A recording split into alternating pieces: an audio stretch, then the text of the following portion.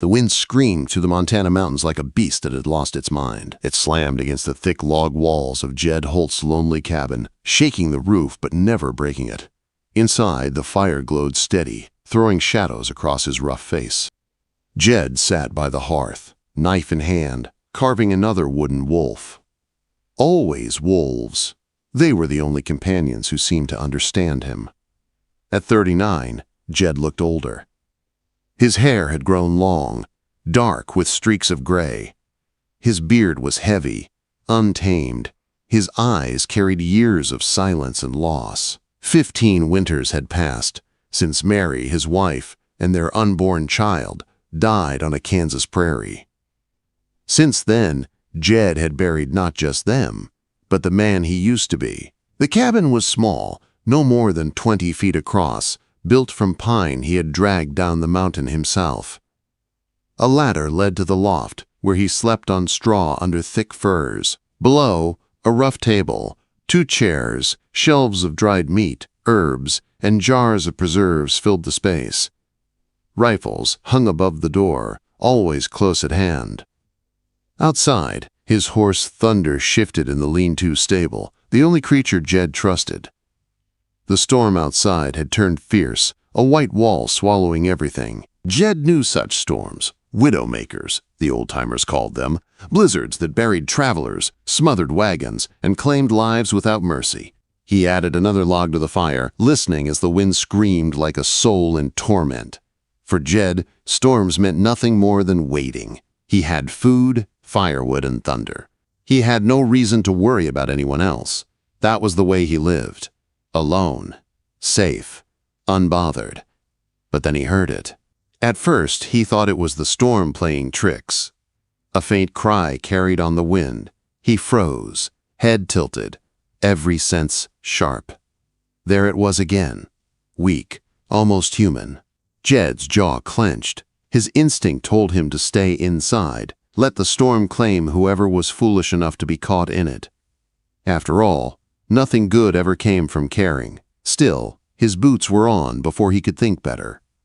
He pulled his buffalo coat tight and stepped into the storm. Snow slapped his face, blinding and biting. Thunder nickered low, uneasy, as if warning him. Jed ignored it. His feet carried him down toward the stage road, rifle strapped to his back. The trail was half buried, but Jed knew it well. He moved through drifts, each step slow and deliberate. Then he saw it. The stagecoach lay wrecked on its side like a broken toy half covered in snow.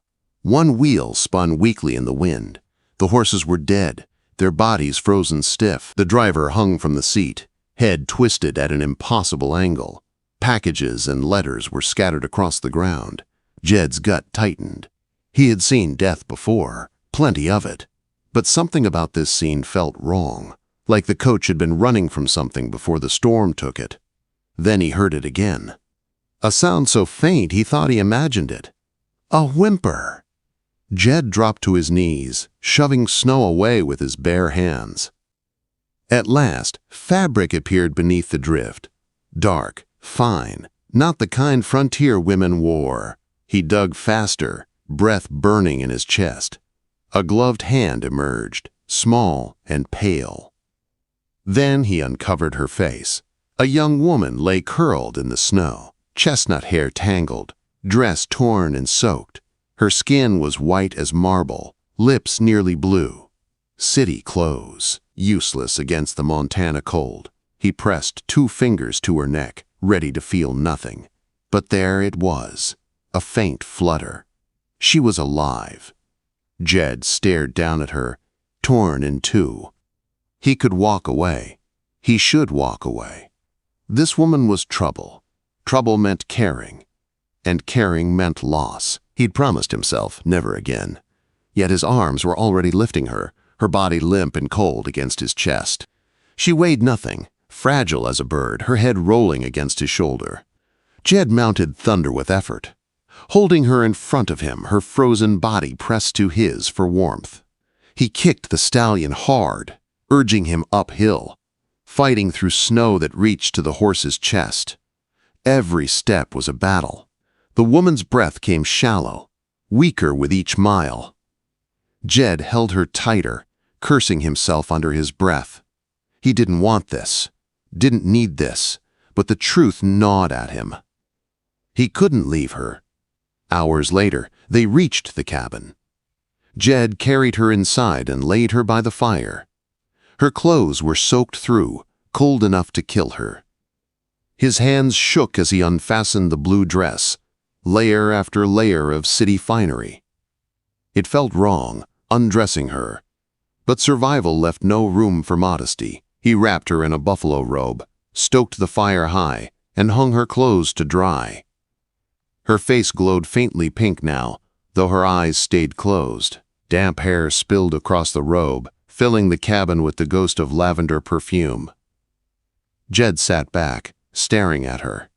His solitude was broken, his carefully built walls already cracked. Hours passed before she stirred. A faint moan, then her eyes opened, green, startlingly alive. She looked around, confused, then found him. Fear flashed across her face. She screamed, clutching the robe to her throat, scrambling backward like a cornered animal. "You're safe," Jed said, raising both hands. His voice came rough from disuse. "Your coach crashed. Everyone else is dead. I found you." Her gaze shot to her drying clothes, horror twisting her face. "What did you?" "You were freezing. I only did what was necessary." Her eyes filled with tears. She whispered names: Mr. Hartley, Mrs. Patton, little James. Jed shook his head. They hadn't survived. Her grief came like a flood, raw and ragged. Jed stood helpless, watching her sob, remembering his own loss, his own graves dug in frozen earth. At least she had someone to witness her sorrow. He'd had no one. When she finally quieted, she wiped her face with trembling hands. "I'm Charlotte Whitmore of Boston." "Who are you, Jed Holt?" Her green eyes lingered on him, wary but calmer now. "How long until we can reach town?" Jed looked at the window. Snow still poured thick and relentless. "Storm's not done. Could be days. Could be a week." Her lips trembled a week. "That's impossible." "This is Montana," Jed said simply. "Storms don't care what's possible." Charlotte pulled the robe tighter. She was trapped here, in the wilderness, with a stranger who had saved her life but warned her with his eyes. This was no place for a city woman. And he was no man to be trusted with a heart. But fate had locked them together in a cabin on Wolverine Peak, and neither knew what the storm would bring next. The storm showed no sign of letting up. Snow pressed heavy against the cabin walls, and the wind howled through the cracks like a chorus of restless spirits. Jed sat at the table, sharpening his knife with slow, deliberate strokes. Across the fire, Charlotte sat stiffly wrapped in his buffalo robe. She clutched it like armor, her green eyes darting to him whenever he moved. "Your clothes will dry by morning," Jed said finally. His voice came low, as if he'd forgotten how to speak. "I'll find you something else until then." Charlotte straightened her back. "You've done enough. I'll manage." "You won't manage in wet silk." He stood, opened an old trunk, and pulled out a patched flannel shirt and wool trousers. He set them on a chair between them. "They'll be big, but warm." For a long moment, she stared at the clothes, then at him.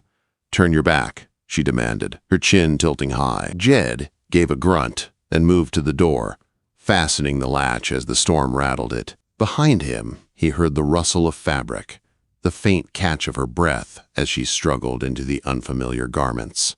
He thought of Mary then, of the last time he'd watched a woman move around his home. Pain twisted in his chest. He forced it down. When Charlotte spoke again, her voice held a new edge. "Do you live here entirely alone?" 15 years, Jed answered without turning. "No family, no friends, no one. And you prefer it that way?" He faced her then. She looked smaller in his clothes, sleeves rolled, trousers tied with rope at the waist, but her bearing was still proud, her jaw tight with questions. "Better alone than digging graves," he said flatly. The words silenced her, but only for a moment. "You saved me when you didn't have to." That doesn't sound like a man who wants to be alone. Jed's gaze hardened. Don't mistake instinct for kindness.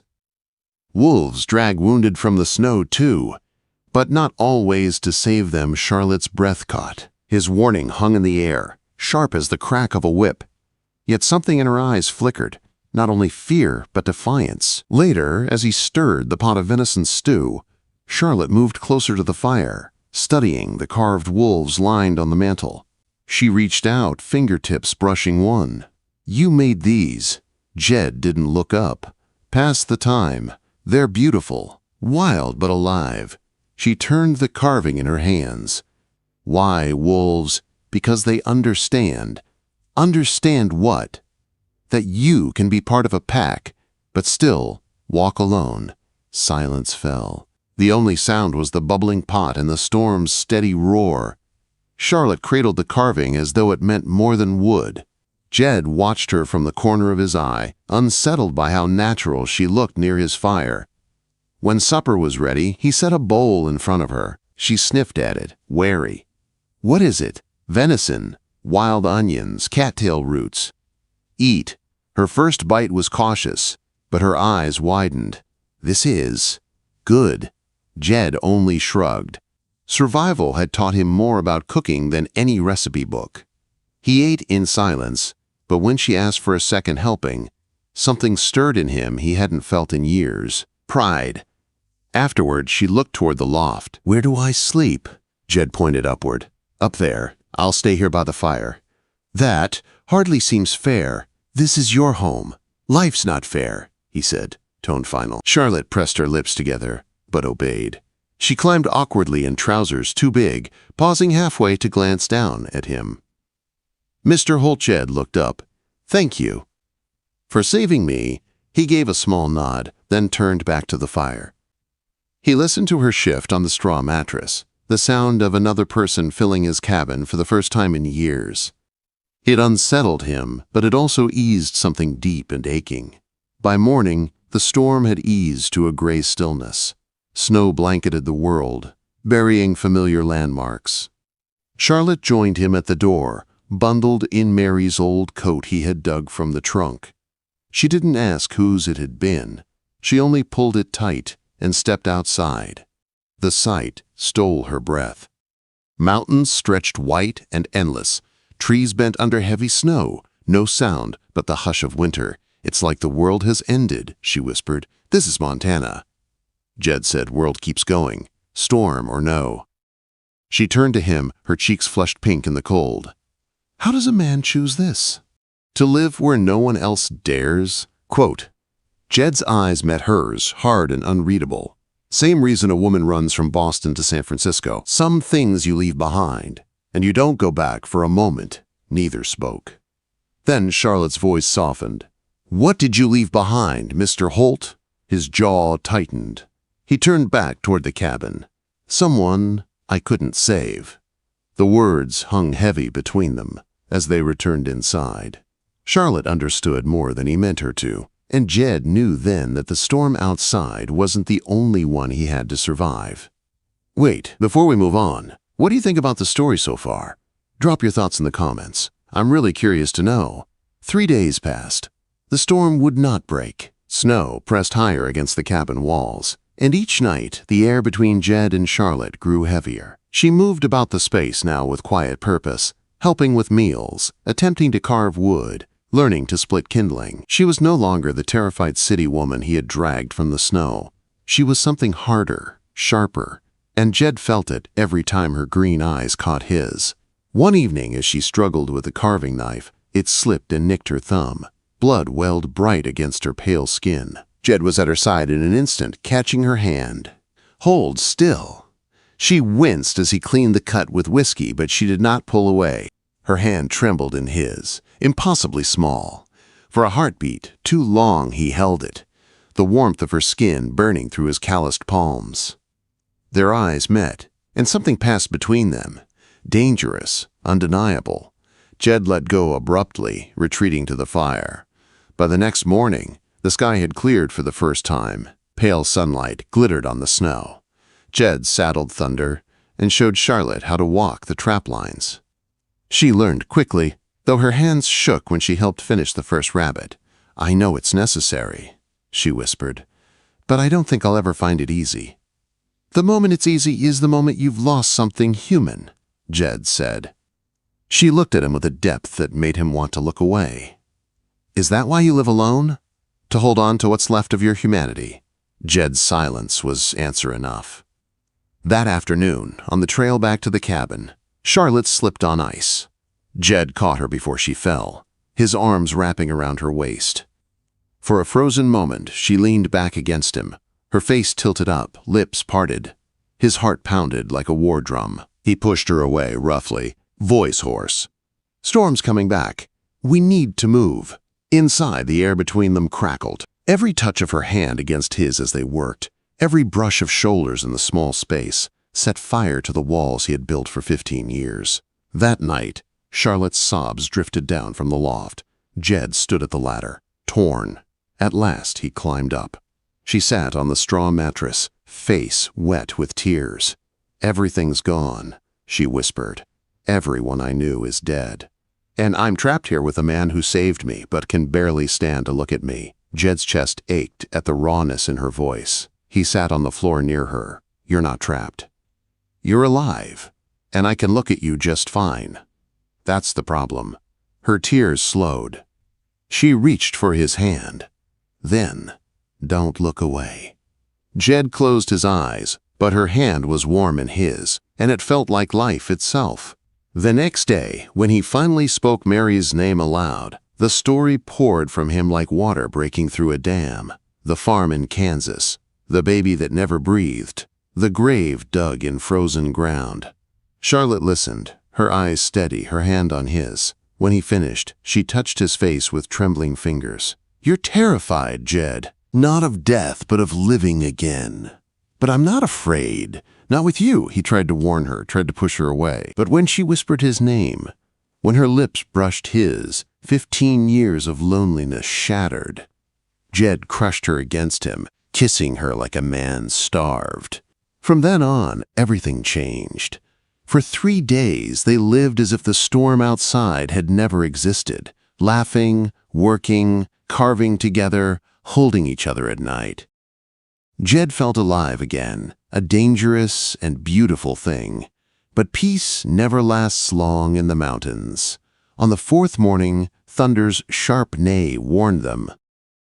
3 riders appeared on the trail. Jed's gut went cold. He knew trouble when he saw it. He loaded his rifle and told Charlotte to stay hidden, but she stood her ground, rifle in hand. "This is my fight too," the lead rider dismounted. He was polished, well-fed, dressed in fine Eastern clothes. Charlotte gasped Richard, she whispered. Her fiancé. Peyton's smile was thin as a blade. "Darling, you've had your little adventure. Now it's time to come home. Your father's debts won't vanish just because you ran." Charlotte stepped beside Jed, shoulders squared. "I am not your property, and I will not marry you." Quote, anger twisted Richard's face. He waved to his hired guns. "Take her." The crack of gunfire split the air. Jed dropped one man with a clean shot. The other scrambled for cover.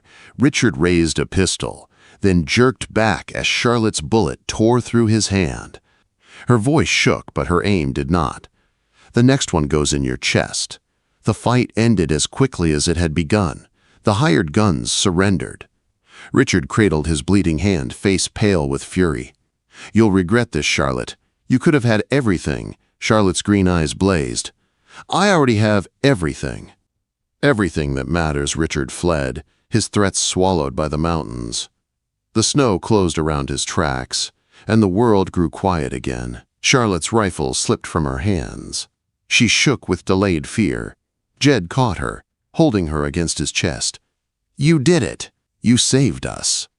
Tears streamed down her face. "I thought I couldn't be strong enough, but I was." Jed kissed her hair, voice breaking. "You're stronger than anyone I've ever known. Strong enough to make me believe again." Weeks later, with winter fading, they stood in the small church in Cedar Ridge. Charlotte wore a simple dress, wildflowers in her hair. Jed, freshly shaven, spoke vows he thought he'd never say again. When he said, "I do," it carried the weight of every lonely year and every broken promise finally healed. Back in the mountains, their cabin became a home. Wolves still stood guard on the mantle, but they no longer spoke of loneliness. They spoke of a pack, of survival, together. And when Charlotte laid her head against Jed's chest that night, whispering, "I choose you, every day, no matter what comes," Jed knew the truth. He had warned her once he couldn't control himself around her. No, it wasn't a warning. It was a promise. They had both been lost souls, wandering broken paths. But against the fury of storms, the cruelty of men, and the weight of their pasts, they had found each other. And in the wild heart of Montana, that was enough.